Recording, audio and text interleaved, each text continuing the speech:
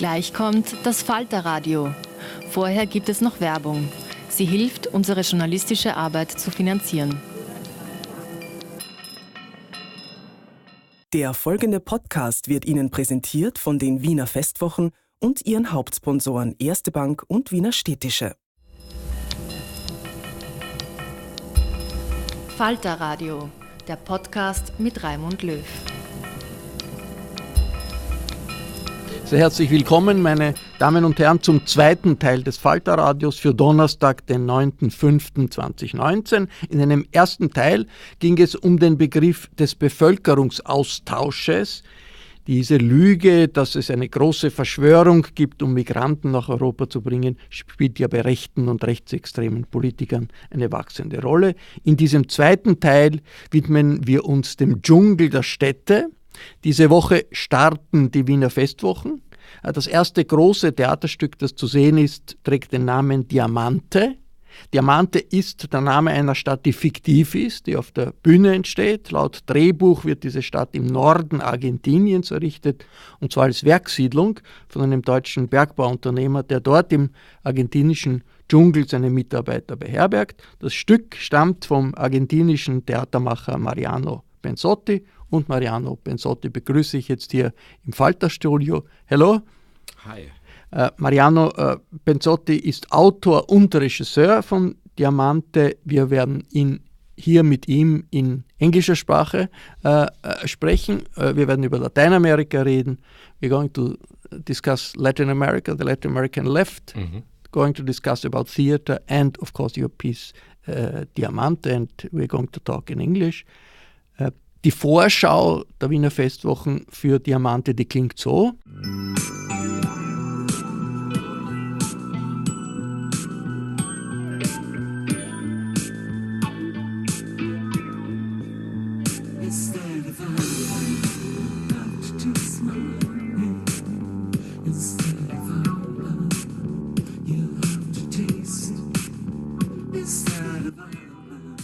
Im Programmheft der Festwochen, da steht: Wir werden erleben, wie sich das Leben der Bewohner von Diamante entwickelt und wie, Zitat, aus Angst um Sicherheit und Wohlstand die Abschottung wächst und wie sich die paradiesische Musterstadt in ihr schlimmstes Gegenteil verkehrt. So steht das in der Ankündigung der Wiener Festwochen für die erste Show am 11.05.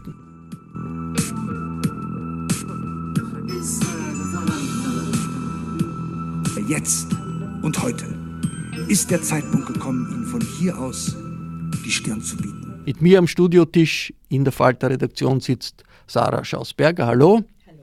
Sarah Schausberger berichtet im Falter über die Wiener Festwochen. Bevor wir in die Diskussion mit Mariano eingehen, wie wichtig ist dieses Stück Diamante für die Festwochen in diesem Jahr?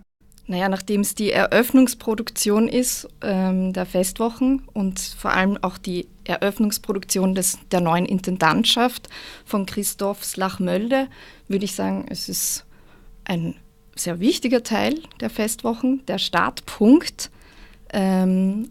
Diamante wird stattfinden in der Donaustadt, also im 22. Bezirk. Also in Transdanubien für Theatergeher, die immer nur ins Burgtheater gehen? Genau, für die Wiener. Sie müssen jetzt nach Transdanubien wandern in eine riesengroße Eishockeyhalle.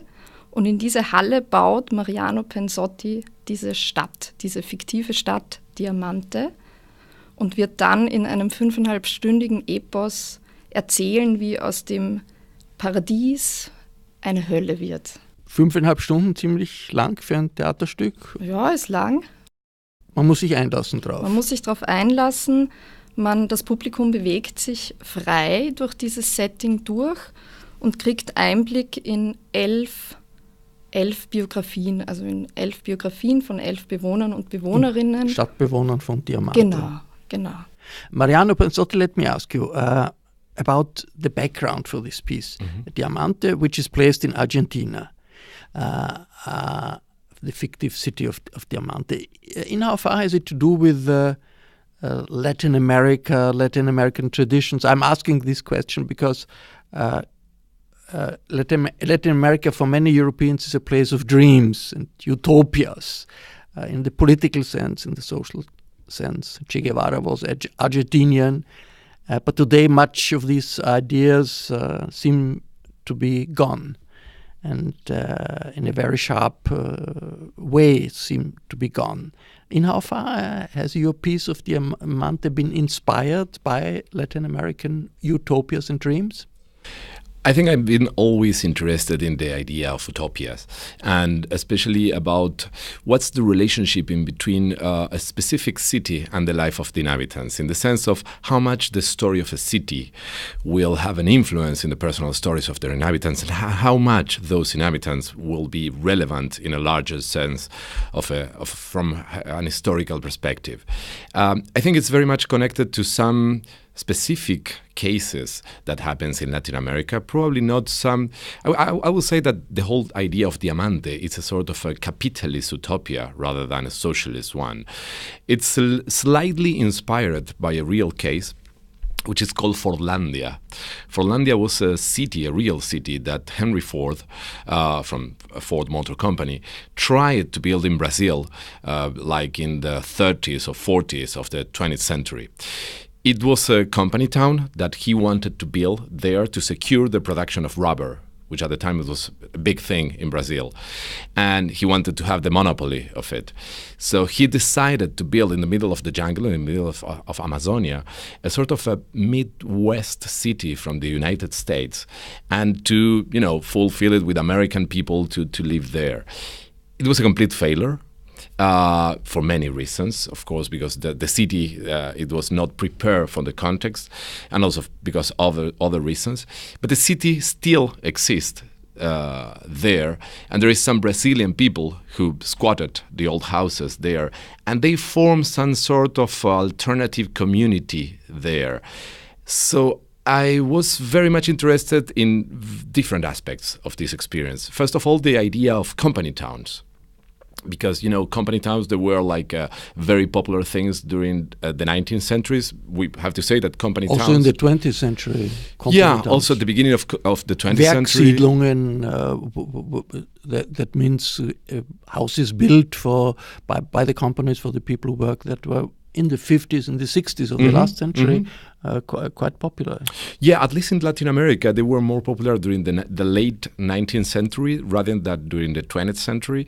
As you mentioned, the company towns are these towns where a private company owns all the houses and all the businesses there, and they are supposed to, give better living and working conditions to their workers. But on the other hand, you are living next to your working place. And of course, they are designed to increase productivity, and you live next to your boss or next to your employee. But you have a decent housing. You have a decent housing, though. But it's interesting that now in the 21st century, company towns seems to be on trend again, because if you think about large companies such as Google or Facebook, they're building company towns again, like sort of very hipster company towns in California, for example, for their executives, for their CEOs. While on the other hand, the same companies, they are working together with other companies in China or Mexico or India who has this sort of exploitation towns where workers are, forced to work 12, 15 hours in a row each day with just one free day. So, and it's again this concept of a gate community where a private company has a large influence in the private life of the people who lives there. But let me come back to Latin America. In how far is this this city, or the life of this city, which starts as built by a boss, but it's supposed to be a paradise, and then it falls apart, as far as I understand. For me, that reminds me of the Latin American left, which sort of started with a lot of impetus, romantic ideas, and now maybe is falling apart. So let me talk a little bit about Argentina of today, the Argentina of today, because your city is built. If we go to watch Diamante, we are sort of transferred into another time, but we're transferred into Argentina. Right. Yeah. So today's Argentina, does it have anything to do with this this kind of leftist ideas that existed once and were very strong in Latin America?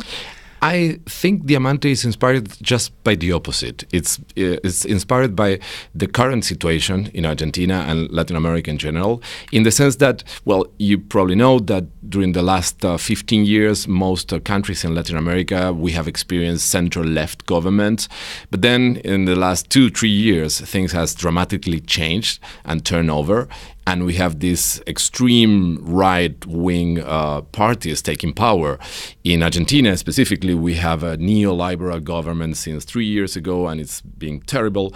And things that we thought that they were buried during the 90s or, like 20 years ago, after our huge economic crisis at the beginnings of this... huge inflation. Yeah, exactly. In Argentina. Inflation, huge unemployment.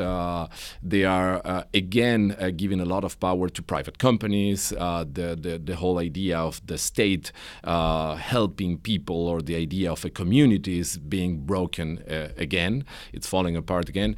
So I think I was more inspired by the idea of this capitalist utopia that they are trying to sell again to us, or trying to impose again to us, rather than socialist or utopian or leftist ideas. In Argentina, decades ago, there was a vicious military dictatorship. Tens of thousands of people were victims of this military dictatorship. Is there a kind of nostalgia today for this military dictatorship? Because in Brazil, it seems the Brazilian president, who is far right, tries to link his thinking and his political heritage to the dictatorship in Brazil. Does that exist in Argentina? I think the situation in Argentina is quite different, because the dictatorship in Argentina was much terrible than the one that they had in Brazil. As you say, around 30,000 people were killed or disappeared because of the dictatorship. And I think our perspective of the past today, it's very different to I don't think there is a real nostalgia by the military regime. Would be terrible, yeah. It would be terrible. But, I mean, that said, of course, there is some part of the population who will be nostalgic of that. And then, what I think it's much more terrible is that most of the wealthy people and the big companies who supported the military dictatorship are the same ones who are behind the new right-wing government. That's the tricky thing, that the people who benefited from the economic size of the dictatorship, they're still having power. Sarah Schausberger, is this fascination with Latin America, is it still present nowadays, or is that something from the past, from my youth when I was You mean in a my student, generation? in your generation, in this generation of today's young people? I wouldn't say so, actually.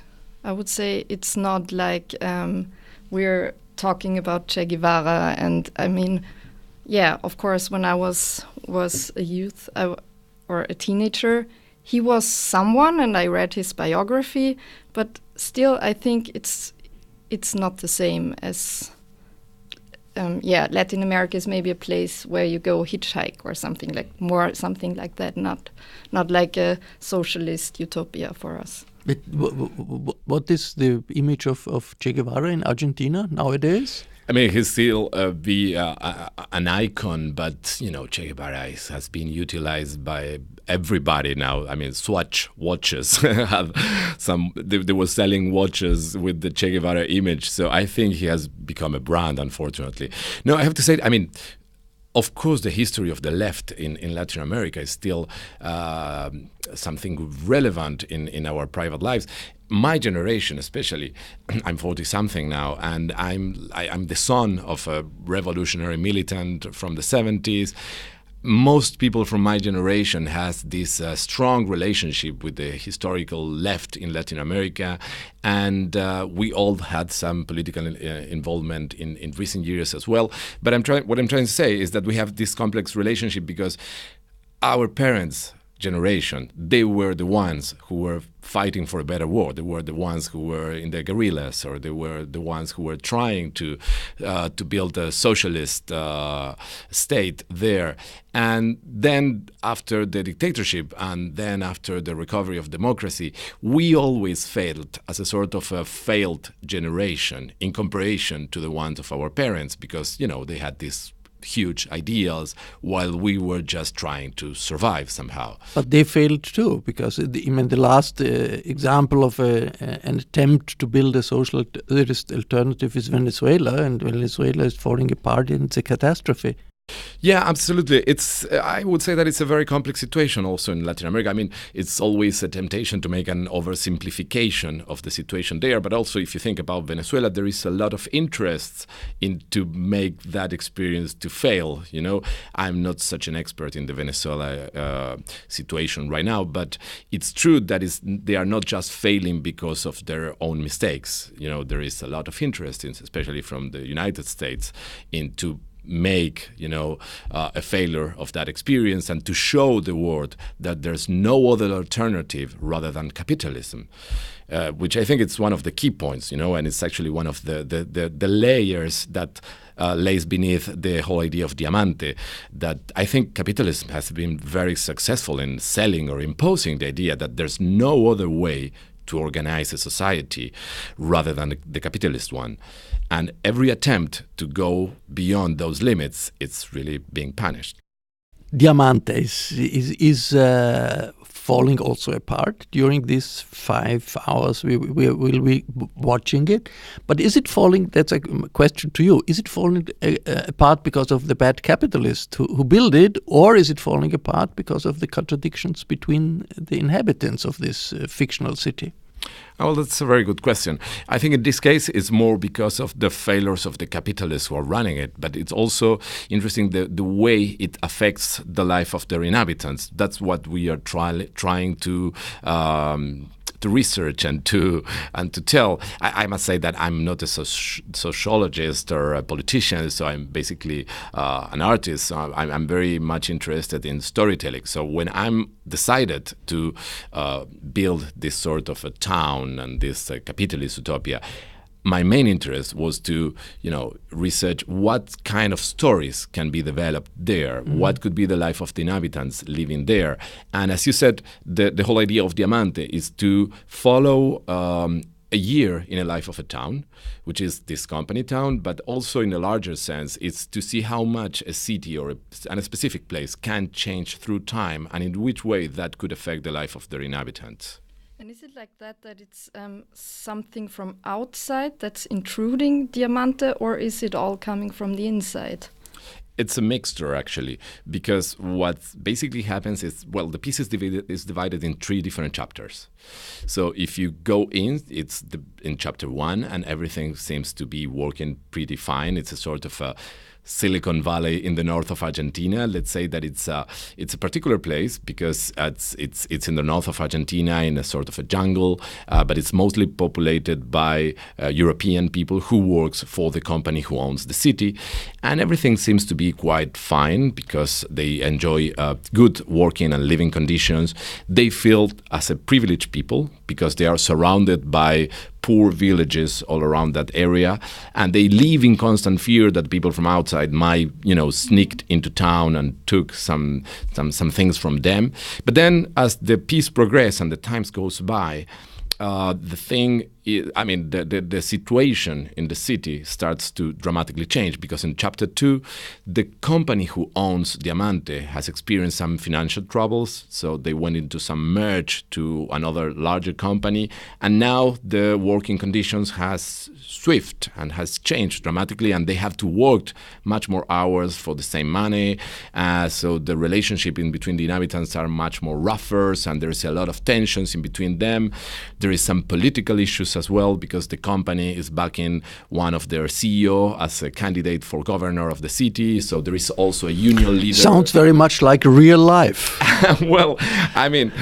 It's a completely fictional piece because I never did a documentary piece, but it's true that it's inspired by many recent events, especially in Latin America. For me, it also sounds like it's really hard, to leave this place, because when it's work and your living place, then you have no way out, right?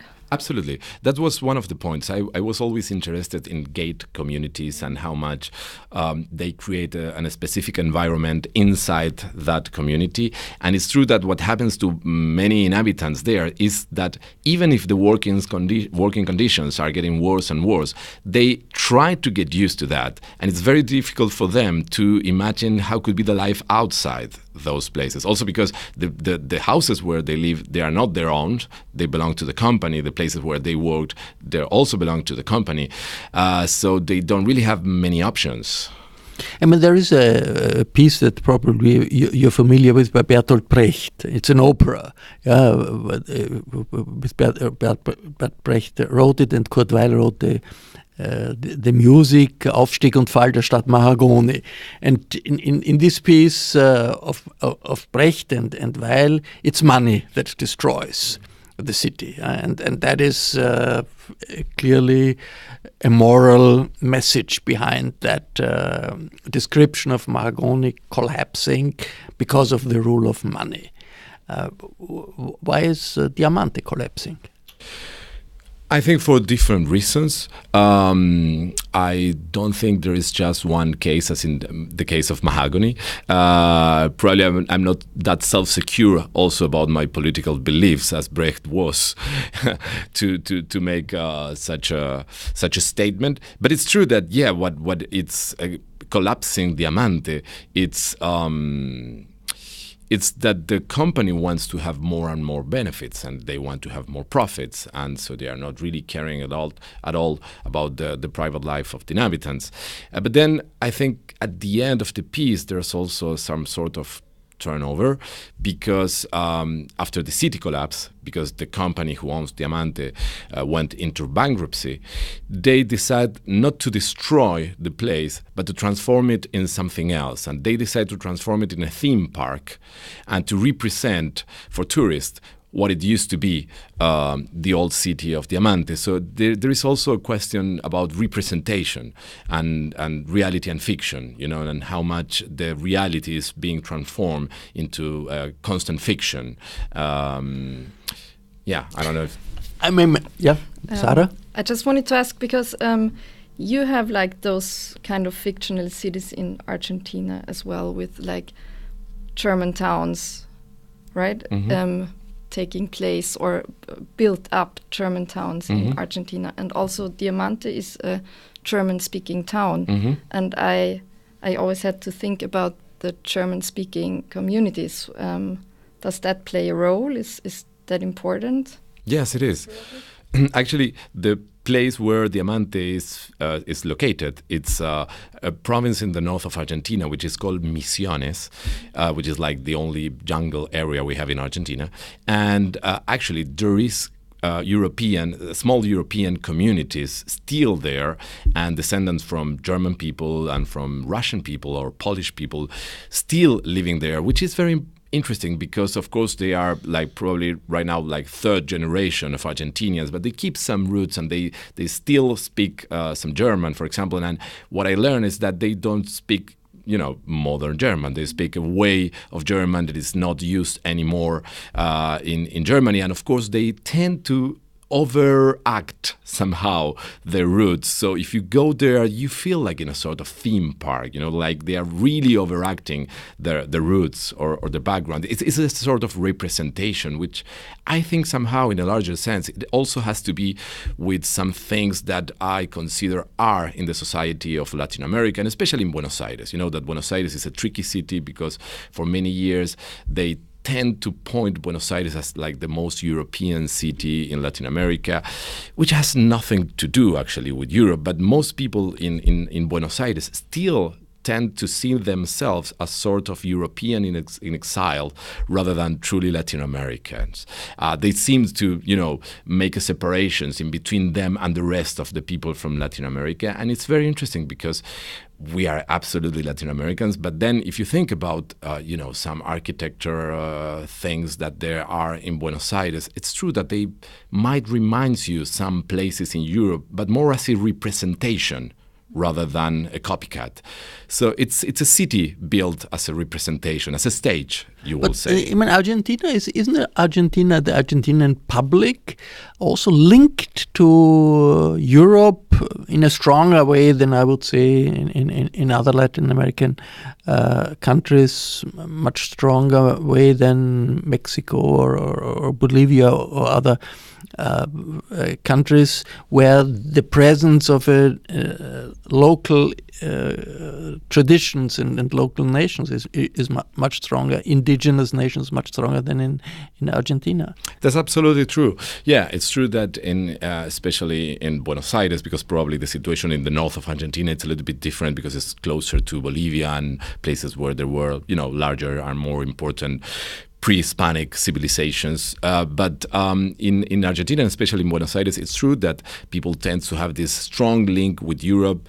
We had a huge immigration during the 20th century, so every of us has some European roots. But still, I also have the perception that it's something that we have been building as a sort of putting a wall in between the rest of Latin America and ourselves, like saying, okay, we live in the end of the world, we live in Latin America, but we somehow belong to Europe still. What is the reputation of Austria in Argentina, and in how far does the politically interested layer of Argentinians follow what's going on in Europe and in Austria? Well, I would think that we always have a more clear perspective about what's going on in Spain and probably in Italy because of historical reasons, and then in larger countries in Europe. So the knowledge that we have of the current situation in Austria is not that big, I have to say. There has been some news about some right-wing parties being more and more important here, but it's always some sort of superficial idea. I think we still have more That's connection. normal, quite normal, given the fact that it's far away. But does the Austrian situation play into did you integrate some of the discussions in Austria in your piece, Diamante? I think they were already there. Then when we decided to present it, when we were invited to present it at the Wiener Festwochen, we started to try to make some small reference to the current situation. And I work with a local dramaturg, with Iris. She's part of the Wiener Festwochen, and she helped me a lot to change a little bit the original Give us text. a hint, what is the Austrian part of Diamante?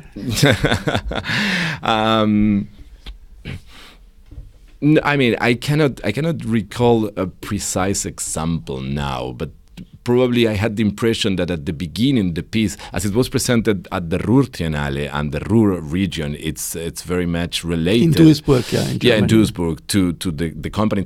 Well, I mean, for example, the whole idea of presenting Diamante, where we are going to present it, I think it is also connected to something that is going on in Vienna as well, because the neighborhood where we are working, it used to be, as far as I know, more like a working class neighborhood, which has been gentrified in recent years. So there is a lot of middle class people living there, or even upper middle class living around the area. And I'm very curious about which effect is that having in the previous inhabitants, and how much those tensions could be playing also with the tensions that we are developing in the piece. Sarah, any additional questions from your side? Actually, I would have been interested in did you notice some difference between theater in Austria, now you're working in Austria and Europe, and in Argentina or Buenos Aires? Could you give us some examples for that? Well, I mean, I think always the scene, the theater scene in Buenos Aires, it's very big, it's very large. I think it's a very particular city in that sense, because we have a lot of tiny independent venues, and there has been a boom of theater in recent years, but historically theater has been very important. What I feel is that theater in Buenos Aires is much more based in independent companies rather than in city theaters or state theaters. And there's always the temptation to say that theater has been like a sort of reaction to our economic and political crisis, which it is true. But I'm always a little bit reluctant to make a point of it, because sometimes I have the impression that, the dangers could be like, say, oh, yes, economic crises are fantastic for arts, because look at how many things they are producing, even if they have no money, which is true. We are producing a lot of things with no money, but it's not something that I would like to preach as something that it's, a great advantage. And we very much hope that there'll be enough money left in the city of Vienna for the Wiener Festwochen, for many shows like the show you're doing and many more of these. Thank you very much, Mariano Pensotti. Vielen Dank, Sarah Schausberger. Diamante ist vom 11. Mai bis zum 19. Mai zu sehen in der Erste Bank Arena in der Donaustadt, jeden Abend ab 18:30 Uhr. Ich verabschiede mich von allen Hörerinnen und Hörern, die uns auf UKW folgen, im Freirad Tirol und auf Radio Agora in Kärnten. Ausführliche Berichte über die Produktionen der Wiener Festwochen finden Sie im Falter. Über das ganze Jahr haben Kultur, Film, Theater einen fixen Platz im Falter. Wenn Sie den Überblick bewahren wollen, dann empfehle ich ein Abonnement. Ein Falter-Abo kann man auch im Internet bestellen. Das geht über die Adresse abo.falter.at. Für Samstag bereiten wir aus der Falter Werkstatt ein Interview mit dem Wiener Bürgermeister und stellvertretenden SPÖ-Vorsitzenden Michael Ludwig vor. Ursula Winterauer hat die Signation gestaltet, Harald List betreut diesmal die Technik. Ich verabschiede mich bis zur nächsten Folge.